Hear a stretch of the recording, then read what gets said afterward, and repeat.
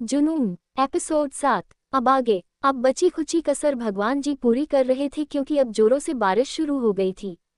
और बारिश के साथ ही जैसे मन्नत की आंखें आंसुओं का कोई अस्तित्व नहीं रहा था, ऐसे ही मन्नत के सारे ख्वाब सारे सपनों का कोई अस्तित्व अब मन्नत के दिल में नहीं रहा था।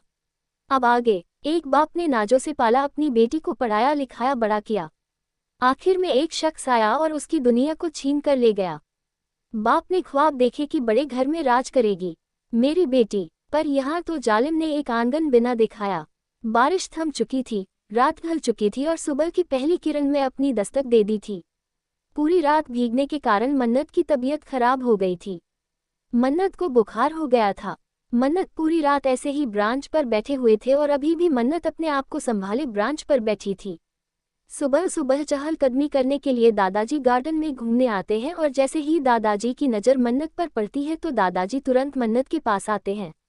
दादाजी को जो दूर से देखकर शक हुआ था कि क्या यह मन्नत है, मन्नत के पास आने पर उनका शक दूर हो गया था कि यह मन्नत ही है। दादाजी तुरंत मन्नत को उठाते हुए बोलते हैं, मन्नत मन्नत बच्चा आप यहाँ क्या कर रहे हो, मन्नत उठो बेटा। दादाजी की आवाज़ सुनकर मन्नत उठ जाते हैं और दादाजी को बोलती है, मैं यहाँ पर। दादाजी, हाँ यहाँ पर, तुम यहाँ पर क्या कर रहे हो। मन्नत खामोश हो जाते हैं। तभी दादाजी मन्नत से कहते हैं, क्या प्रेम ने तुम्हें यहाँ। मन्नत इस बात पर भी खामोश रहती है। तभी दादाजी गुस्से में भड़कते हुए बोलते हैं, इसका मतलब प्रेम नहीं तुम्हें, चलो मेरे साथ बेटा। इतना बोलकर दादाजी मन्नत का हाथ पकड़ते हैं और मन्नत को अंदर घर में लाते हुए दादाजी चिल्लाकर प्रेम को बुलाते हैं, प्रेम प्रेम नीचे आओ, प्रेम कहाँ हो, बाहर आओ प्रेम। दादाजी के इस तरह चिल्लाने पर घर के बाकी सभी लोग भी बाहर हॉल में आ जाते हैं और फिर प्रेम भी आराम से नीचे आते हुए बोलता है, क्या हुआ दादाजी, आप सुबह सुबह इतना क्यों चिल्ला रहे हैं। प्रेम के इस तरह नॉर्मल ही जवाब देने पर दादाजी को और भी ज्यादा गुस्सा आता है। दादाजी प्रेम के सामने आकर खड़े हो जाते हैं और प्रेम से बोलते हैं, क्या हुआ ये तो तुम मुझे बताओ कि हुआ क्या है। मन्नत पूरी रात गार्डन में कर क्या रही थी। मैंने तो इसे सिर्फ कमरे से बाहर निकाला था, अभी गार्डन में जाकर क्यों बैठ गई, मुझे क्या पता, शायद आपको दिखाने के लिए बैठी हो। दादाजी, इसका मतलब सच में तुमने, लेकिन क्यों। अब प्रेम को भी गुस्सा आ जाता है और प्रेम गुस्से में बोलता है, क्यों आप मुझसे पूछ रहे हैं दादाजी कि मैंने क्यों इसे अपने कमरे से बाहर निकाला। आपकी वजह से आपने जबरदस्ती इसे मेरे सर पर लाकर बैठा दिया है। आपकी वजह से मैंने इस लड़की से शादी की जिससे मैं बिल्कुल भी पसंद नहीं करता। आप जानते थे कि मैं प्राची से शादी करना चाहता हूँ, प्राची को अपनी वाइफ बनाना चाहता हूँ, लेकिन नहीं, आप नहीं माने और आपने इस गवार को मेरे सर पर लगाकर बैठा दिया। अरे दादाजी, बच्ची है, अभी 18 की भी पूरी नहीं हुई है और आपने एक बच्चे को मेरे गले बांध दिया। प्रेम के मुंह से अपने लिए ऐसे शब्द सुनकर मन्नत और भी ज्यादा टूटती चली जाती है। प्रेम गुस्से में आगे बोलता है, एक बात हमेशा याद रखेगा दादाजी, आपके फोर्स करने पर मैंने इससे शादी तो कर ली, लेकिन अपनी बीवी मैं इसे कभी नहीं मानूंगा। अपनी बीवी का दर्जा मैं कभी नहीं दूंगा इससे। ये इस घर की आपकी बहू बन पाएगी, लेकिन मेरी बीवी कभी नहीं। प्रेम की बातें सुनकर दादाजी को एक बहुत ही बड़ा धक्का लगता है, जिससे दादाजी के कदम लड़खड़ा जाते हैं, लेकिन दादाजी गिरते इससे पहले ही मन्नत उन्हें आकर संभाल लेती है। दादाजी मन्नत का चेहरा तो नहीं देख पाते क्योंकि मन्नत ने घूंघट किया हुआ था, लेकिन मन्नत की आंख के आंसू दादाजी के हाथों पर गिरते हैं, जिससे उन्हें ऐसा लगता है जैसे उन्होंने कितना बड़ा गुनाह कर दिया। और प्रेम अपने दादाजी की तरफ पीठ करके खड़ा हो जाता है। दादाजी अपने आप को संभालते हुए अपने कमरे की तरफ जाने लगते हैं। दादाजी के कदम देसे से उनका साथ ही नहीं दे रहे थे। दादाजी बहुत ही धीरे कदमों से किसी सदमे में गुम होकर अपने कमरे की तरफ जाने लगते हैं। दादाजी अपनी कमरे में जाकर कमरे को अंदर से बंद कर लेते हैं और अपनी पत्नी की फोटो को हाथ में लेकर अपनी पत्नी से बोलते हैं, सुमित्रा, ये मैंने क्या कर दिया। मेरी वजह से एक लड़की की जिंदगी खराब हो गई। मैंने अपने ही हाथों से उस मासूम सी बच्ची की जिंदगी बर्बाद कर दी। कैसे मैं ऊपर आकर तुमसे नजरें मिला लूंगा सुमित्रा, कैसे। इतना बोलकर दादाजी अपनी पत्नी की तस्वीर को अपने सीने से लगा लेते हैं और फूट फूट कर रोने लगते हैं। बाहर हॉल में शोभा जी भी गुस्से से प्रेम से बोलती हूँ, ये तुमने अच्छा नहीं किया प्रेम, ये बहुत गलत किया है तुमने, तुम्हें मन्नत के साथ ऐसा नहीं करना चाहिए था। तुम कैसे मन्नत के साथ ऐसा कर सकते हो। प्रेम गुस्से में बोलता है, अब आप शुरू मत हुए बड़ी माँ, ये सब लोग मुझे ज्ञान देना बंद करो। सबको बस इसकी पड़ी है, लेकिन आप सब लोगों ने मेरे साथ मिलकर क्या किया, यह आपको नहीं दिखाई दे रहा। इतना बोलकर प्रेम गुस्से से मन्नत को घूरते हुए घर से निकल जाता है। अपने बेटे को इस तरह गुस्से में जाता हुआ देखकर मंजू जी को भी बहुत गुस्सा आता है और मंजू जी मन्नत को एक जोरदार थप्पड़ मार देते हैं और मन्नत अपने गाल पर हाथ रखकर एक तरफ झुक जाती है। एपिसोड 8। अब तक आप लोगों ने सुना, सबको बस इसकी पड़ी है, लेकिन आप सब लोगों ने मेरे साथ मिलकर क्या किया, यह आपको नहीं दिखाई दे रहा। इतना बोलकर प्रेम गुस्से से मन्नत को घूरते हुए घर से निकल जाता है। अपने बेटे को इस तरह गुस्से में जाता हुआ देखकर मंजू जी को भी बहुत गुस्सा आता है और मंजू जी मन्नत को एक जोरदार थप्पड़ मार देते हैं और मन्नत अपने गाल पर हाथ रखकर एक तरफ झुक जाती है। अब आगे। तभी शोभा जी मन्नत के पास आते हैं और मन्नत को संभालते हुए गुस्से से मंजू जी को बोलती हैं, ये तुम क्या कर रही हो? मंजू, दिमाग तो खराब नहीं हो गया तुम्हारा? तुम नई नवेली दुल्हन पर हाथ उठा रही हो। आप चुप रहिए दीदी, आपकी बेटे पर वो नहीं गुजर रही जो मेरे बेटे पर गुजर रही है। अगर आपके बेटे के साथ भी ऐसा हुआ होता तब आपको समझ में आता मेरा दर्द, लेकिन अभी आपको समझ में नहीं आएगा क्योंकि आपके बेटे के साथ वो नहीं हो रहा जो मेरे बेटे के साथ हुआ है। शोभा जी हैरानी से मंजू जी को देख रही थी। फिर मंजू जी आगे बोलती हैं, अगर मेरा बेटा नहीं चाहता कि ये लड़की इस घर में रहे तो ये लड़की इस घर में नहीं रहेगी। मैं अभी इस लड़की को घर से बाहर निकाल दूंगी। इतना बोलकर मंजूरी मन्नत की तरह बढ़ ही रही होती है कि तभी अमरजीत जी आ जाते हैं और गुस्से में आकर मंजू जी के सामने खड़े हो जाते हैं और फिर गुस्से में अपने दांत पीसकर बोलते हैं, अगर तुमने मेरी बेटी को हाथ भी लगाया तो अगले पल मेरी बेटी नहीं तुम घर के बाहर होगी।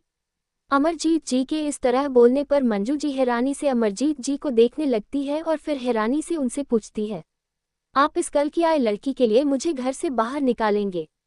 अमरजीत जी भी गुस्से में बोलते हैं, अगर तुम अपनी हरकतों से बाज नहीं आई तो हाँ, मैं तुम्हें घर से बाहर निकाल दूंगा। अमरजीत जी की बात सुनकर प्राची, शोभा जी और मंजू हैरानी से अमरजीत जी को देखने लगती हैं। सभी लोग हैरानी से एक दूसरे को देख रहे थे कि तभी उनके कानों में दादाजी के कमरे से कुछ टूटने की आवाज आती है।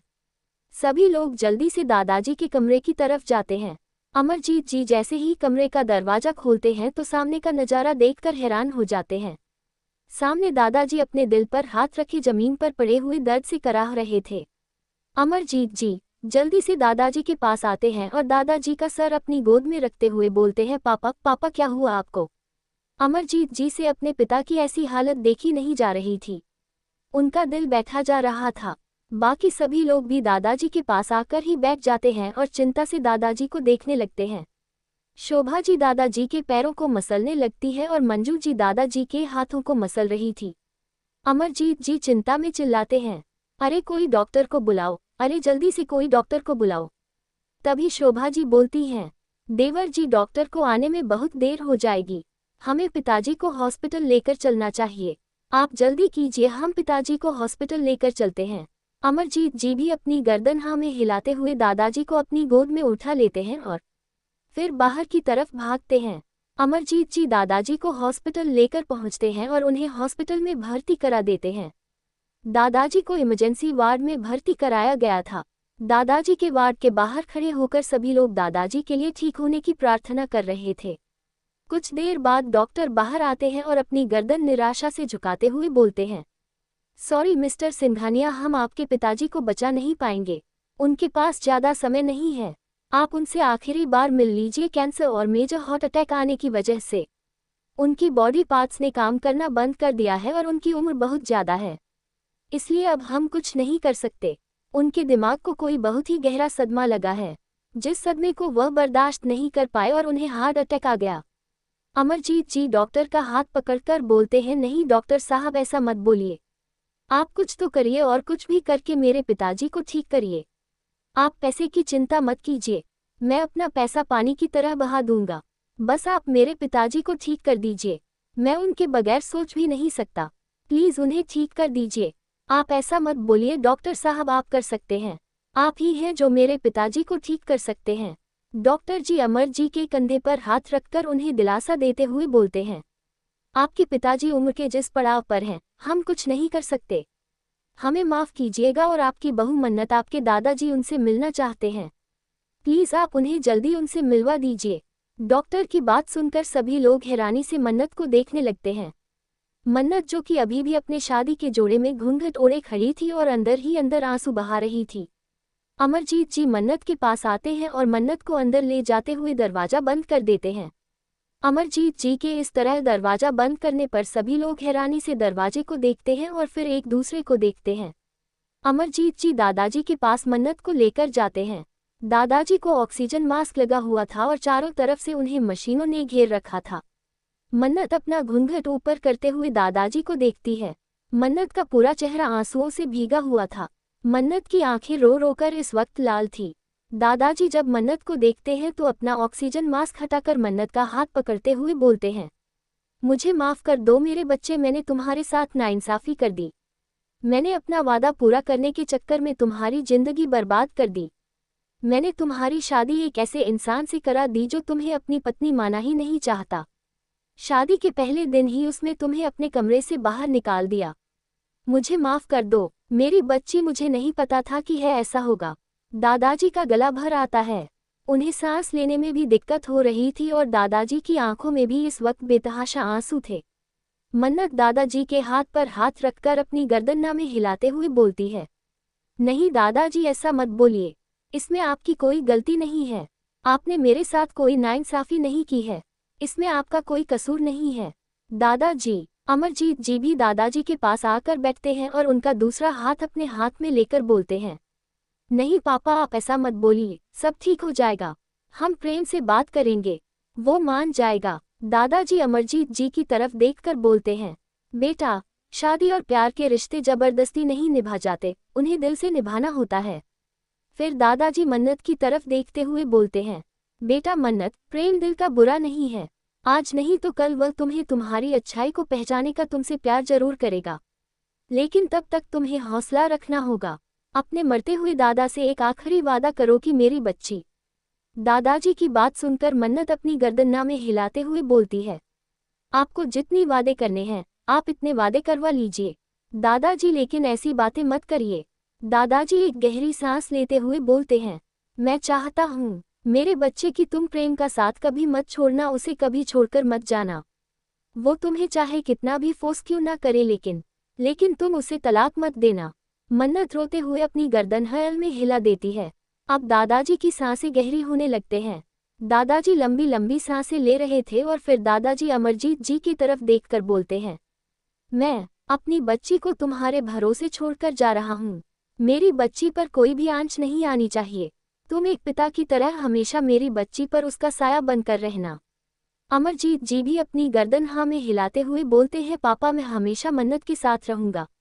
मन्नत को कभी भी एक पिता की कमी महसूस नहीं होने दूंगा। मन्नत मेरी भी बेटी है, मैं उसे बेटी से बढ़कर प्यार दूंगा। दादाजी गहरी गहरी सांसें लेते हुए फिर एकदम से शांत हो जाते हैं। उनकी सांसें थम जाती हैं। कहते हैं ना, एक पिता मरते वक्त भी अपने बच्चों के बारे में ही सोचता है। उनकी आंखों में जाते हुए भी सिर्फ अपने बच्चों की सलामती की दुआएं होते हैं। ऐसा ही एक फर्ज दादाजी भी निभा कर गए थे। अपनी बेटी की जिम्मेदारी अपने बेटे को सौंपकर इस दुनिया को अलविदा कह गए थे। आज के लिए बस इतना ही, मिलते हैं अगले चैप्टर में।